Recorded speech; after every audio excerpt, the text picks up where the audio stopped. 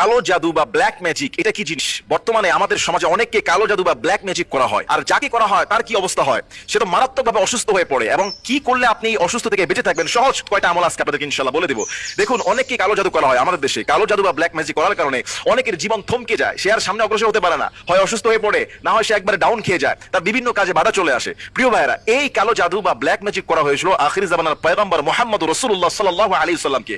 আল্লাহর রাসূল সাল্লাল্লাহু আলাইহি ওয়াসাল্লাম যখন এই জাদু করা হয়, তিনি 40 দিন কিংবা 6 মাস অসুস্থ ছিলেন। নবী সাল্লাল্লাহু আলাইহি ওয়াসাল্লাম তিনি কোনো কাজ করলেও তিনি ভুলে যেতেন, মনে হতো যে তিনি কাজটা করেন নাই, তার এরকম শুরু হয়ে গিয়েছিল। নবী সাল্লাল্লাহু আলাইহি ওয়াসাল্লাম এরকম অসুস্থ হয়ে গিয়েছিলেন যে কোনো কাজ করে মনে হতো যে তিনি করেন নাই, অথবা কোনো কাজ না করে মনে হতো করেছেন, এরকম তিনি ভুলে যেতেন। এরকম 40 দিন কি 6 মাস নবী সাল্লাল্লাহু আলাইহি ওয়াসাল্লাম কালো জাদুর প্রভাবে অসুস্থ হয়ে পড়েছিলেন। রাসূল সাল্লাল্লাহু আলাইহি ওয়াসাল্লাম যখন এই অসুস্থ অবস্থাটাকে কে কালো জাদু করেছিল? তাফসীরের মধ্যে আসছে লবিদ বিন আসাম নামক একজন ইহুদি ছিলেন। সেই ইহুদি নবী সাল্লাল্লাহু আলাইহি ওয়াসাল্লামের দরবারে একটা মেয়ে আসতো। নবী সাল্লাল্লাহু আলাইহি ওয়াসাল্লামের খেদমতে বা নবী সাল্লাল্লাহু আলাইহি ওয়াসাল্লামের বাড়িতে ছোট একটা মেয়ে আসতো। ওই লবিদ বিন আসাম ইহুদি মুনাফিক সেই মেয়ের মাধ্যমে নবী করিম সাল্লাল্লাহু আলাইহি ওয়াসাল্লামের মাথার চুল এবং চিরুনি চুরি করে নিয়ে আসে, এবং সে এই চিরুনির মধ্যে চুল দিয়ে ব্ল্যাক ম্যাজিক করে সেখানে 11টা গিট মারে। রাসূলুল্লাহ সাল্লাল্লাহু আলাইহি ওয়াসাল্লাম এই অসুস্থ, তিনি তো বুঝতে পারছেন না তার কি হয়েছে। আল্লাহর হাবিব সাল্লাল্লাহু আলাইহি ওয়াসাল্লাম তিনি সকালবেলা উঠে বললেন যে আমাকে গতকাল রাতে দেখিয়ে দেওয়া হয়েছে আমার আসলে কি হয়েছে। বিশ্বনবী সাল্লাল্লাহু আলাইহি ওয়াসাল্লাম বলেন, গতকাল রাতে আমি স্বপ্নে দেখলাম দুজন ফেরেশতা, একজন আমার মাথার পাশে আর একজন পায়ের পাশে, দুজন বসে একজন আরেকজনকে জিজ্ঞাসা করছে ইনার কি হয়েছে। আরেক ফেরেশতা জবাব দেয় ইনি জাদুগ্রস্ত। ফেরেশতা বলল কে জাদু করেছে? আরেক ফেরেশতা জবাব দেয়, নবী সাল্লাল্লাহু আলাইহি ওয়াসাল্লাম স্বপ্নে দেখতেছেন, দুই ফেরেশতার মাধ্যমে আল্লাহ তাআলা কথা বলা নবীকে জানিয়ে দিচ্ছেন। ওই ফেরেশতা বলতেছে ইনাকে জাদু করেছে ইহুদি লবিদ বিন আসাম। ফেরেশতা জবাব দেয় কোথায় জাদু করেছে?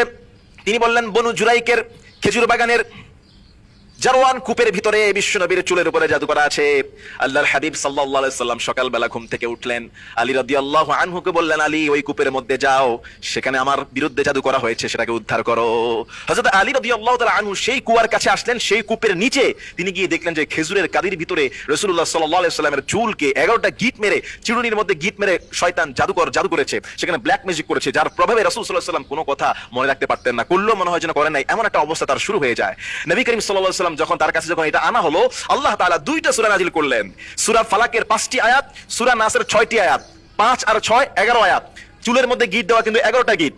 বিশ্বনবী সাল্লাল্লাহু আলাইহি ওয়াসাল্লাম প্রত্যেকটা সূরার এক একটা আয়াত পড়লেন। সূরা ফালাক থেকে শুরু করলেন, কুল আউযু বিরাব্বিল ফালাক মিন শাররি মা খালাক ওয়া মিন শাররি গাসিকিন ইযা ওয়াকাব ওয়া মিন শাররিন নাফাসাতি ফিল উকাদ ওয়া মিন শাররি হাসিদিন ইযা হাসাদ। এক একটা আয়াত পড়লেন আর এক একটা ফু দিলেন।